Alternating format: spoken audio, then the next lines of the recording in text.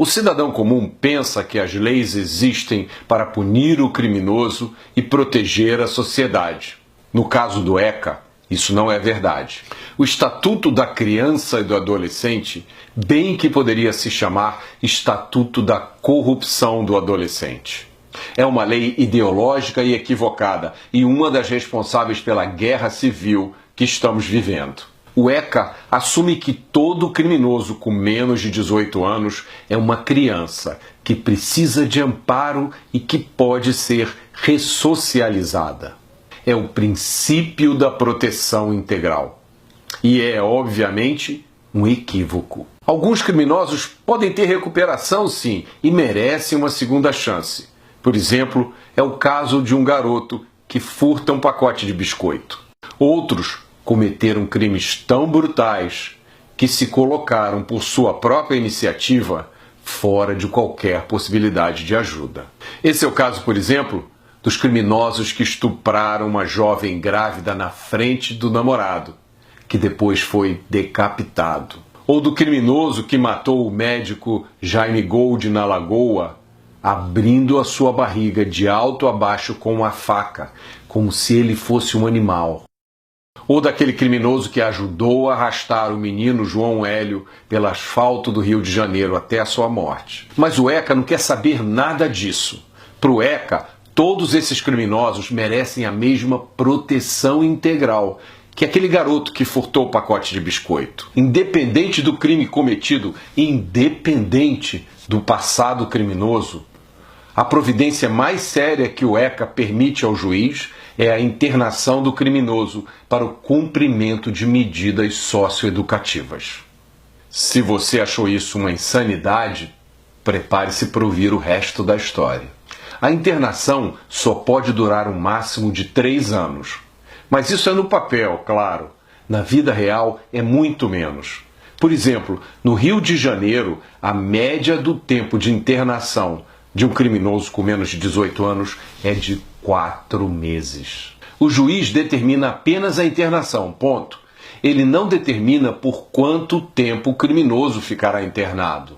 Além disso, toda internação tem que ser reavaliada, no máximo a cada 6 meses, para determinar se o criminoso pode ou não sair. Um assassino com menos de 18 anos pode voltar às ruas em 5 meses, por exemplo. No Rio de Janeiro, a internação é determinada por um juiz, mas é supervisionada por outro juiz, chamado juiz da execução. Esse juiz da execução não participou do processo, não participou da colheita das provas, não ouviu as testemunhas, não se informou sobre os detalhes, a violência ou a perversidade do crime. E é esse juiz da execução que vai determinar quando o menor pode voltar às ruas. Mas como ele vai decidir isso? Ele não vai levar em conta a gravidade do crime. Ele não vai levar em conta os antecedentes do criminoso. Tudo isso é proibido pelo artigo 42 da Lei 12.594. O que sobra, então, para o juiz decidir se solta ou não solta o criminoso? O único fator que pode ser levado em conta é o seu comportamento dentro da instituição. E como todo promotor de justiça sabe, os bandidos mais perigosos nas ruas são os mais bem comportados quando estão presos. É por isso que no Rio de Janeiro, aquele bandido que assaltou você ou a sua família apontando a arma, ameaçando lhe matar e às vezes criando um trauma que dura a vida inteira, fica internado, em média, apenas 5 meses. Se o crime tiver sido de estupro, a internação dura, em média, 7 meses. Um criminoso menor de 18 anos que matou alguém no Rio de Janeiro fica internado, em média, apenas 8 meses. É isso que significa o princípio da proteção integral. É a proteção do direito de matar impunemente. É isso que acontece quando se mistura ideologia com a lei. Proteger criminosos violentos só porque são adolescentes significa massacrar os milhões e milhões de adolescentes e crianças que tentam viver as suas vidas em paz, cumprindo a lei.